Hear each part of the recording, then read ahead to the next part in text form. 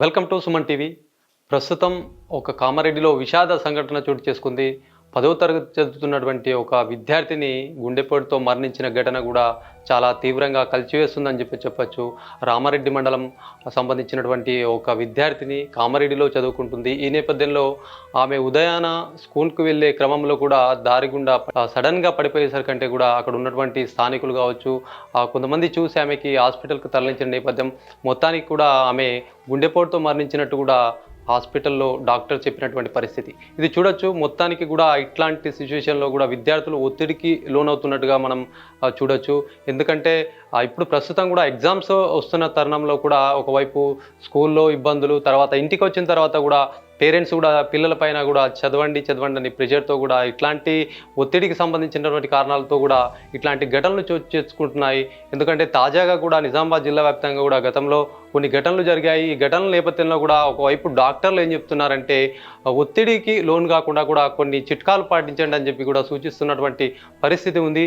అయితే ఒత్తిడిని అధిగమించడానికి స్కూల్లో ఈ పాటికే కూడా అక్కడ ఉన్నటువంటి పాఠాలు విని కూడా పిల్లలందరూ కూడా స్పోర్ట్స్ కూడా తక్కువ ఆడడం, స్కూల్లో సంబంధించినటువంటి విద్యా బోధనల మీదనే కూడా దృష్టి పెట్టినటువంటి విద్యార్థులు ఇంటికి వచ్చిన తర్వాత కూడా వాళ్ళకి ఆ ప్రెషర్ అట్లనే ఉండడం వల్ల కూడా ఇబ్బందులు తలెత్తున్నటువంటి పరిస్థితి ఉంది. అయితే ముఖ్యంగా కూడా స్కూల్లో ఒత్తిడికి గురైనటువంటి పిల్లలు కూడా, ఎందుకంటే చదువుతో స్ట్రెస్‌కి గురవుతుంటారు. ఈ నేపథ్యంలో కూడా శారీరకంగా, మానసికంగా వాళ్ళు ఉల్లాసంగా, ఉత్సాహంగా ఉండడానికి కూడా క్రీడలు ఎంతో తోడ్పడతాయి. క్రీడలతో పాటు కూడా శారీరక వ్యాయామం కూడా ఎంతో అవసరం ఉంటుంది. యోగా, ధ్యానం లాంటివి కూడా ఇంటి దగ్గర తల్లిదండ్రులు వాళ్ళకి సజెస్ట్ చేస్తూ ఉంటే కూడా మరింత వాళ్ళు యాక్టివ్‌గా ఉండే పరిస్థితి ఉంటుంది.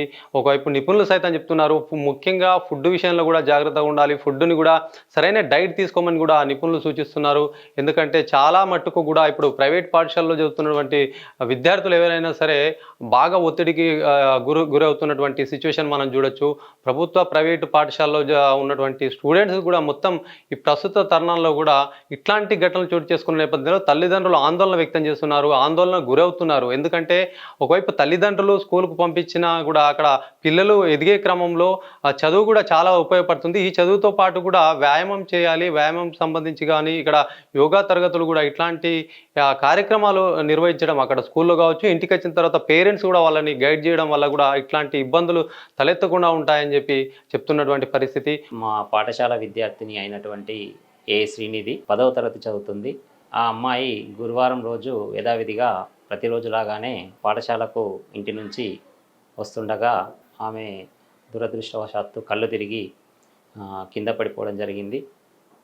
అటు ఇన్ఫర్మేషన్ను ఒక పేరెంటు దారిలో గమనించి మా వ్యాయామ ఉపాధ్యాయునికి తెలియజేయగా వెంటనే ఆ ఉపాధ్యాయుడు, వాచ్మెన్ ఇద్దరు కలిసి పక్కనే ఉన్నటువంటి హాస్పిటల్కు తీసుకెళ్ళి చికిత్స చేయించడం జరిగింది.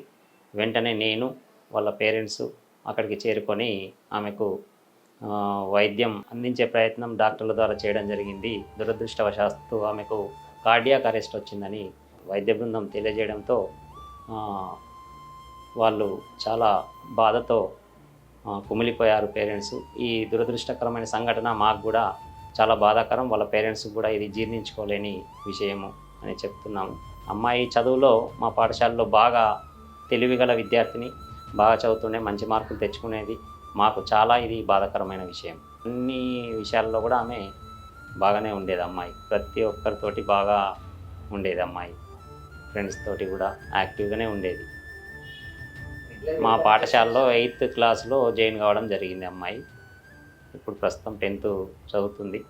సో మంచి ప్రతిభ గల అమ్మాయిని కోల్పోవడం మాకు చాలా బాధాకరంగా అనిపిస్తుంది. రెగ్యులర్గా వాళ్ళ పెద్దనాన్న ఇంటి నుంచి, వాళ్ళ ఇంటి నుంచి వచ్చేది. ప్రతిరోజు లాగానే ఆ రోజు కూడా పాఠశాలకు వాళ్ళకు మార్నింగ్ యథావిధిగా పాఠశాలకు బై వాక్ వస్తుండగా ఈ సంఘటన జరగడం దురదృష్టకరం. ముఖ్యంగా ఖచ్చితంగా కూడా ఇప్పుడు రాబోయే కాలం కూడా ఎగ్జామ్స్కి సంబంధించినటువంటి టైం కాబట్టి మరింత జాగ్రత్తగా ఉండాల్సినటువంటి అవసరం, పిల్లలకి బాధ్యతగా చూసుకోవాల్సిన తరుణం కూడా తల్లిదండ్రుల పైన ఉంది. అదేవిధంగా కూడా పరీక్షల నేపథ్యంలో ఒత్తిడి పెట్టకుండా కూడా ఏదైతే టీచర్స్ ఉన్నారో మరీ వాళ్ళని ప్రెషర్ చేసి కూడా ఇబ్బందులు తలెత్తే ఇట్లాంటి ఇబ్బందులు వస్తాయి కాబట్టి ప్రెషర్ పెట్టకుండా కూడా వాళ్ళకి స్కూల్లో బోధించే బోధనతో పాటు కూడా వ్యాయామం లాగా, యోగా లాంటి కార్యక్రమాలు చేస్తే పిల్లలకు ఇలాంటి ఇబ్బందులు తలెత్తకుండా ఉంటాయి. దీనికి సంబంధించి కూడా పోషకాహారం కూడా చాలా ఇంపార్టెంట్ అని చెప్పొచ్చు. పోషకాహార లోపంతో కూడా చాలా వాళ్ళ ఒత్తిడికి గురవుతూ ఉంటారు. ఒకవైపు ధ్యానం కావచ్చు, యోగా కావచ్చు, ఇవన్నీ చేస్తూ ఉంటే పిల్లలకు ఇలాంటి ఇబ్బందులు రావు.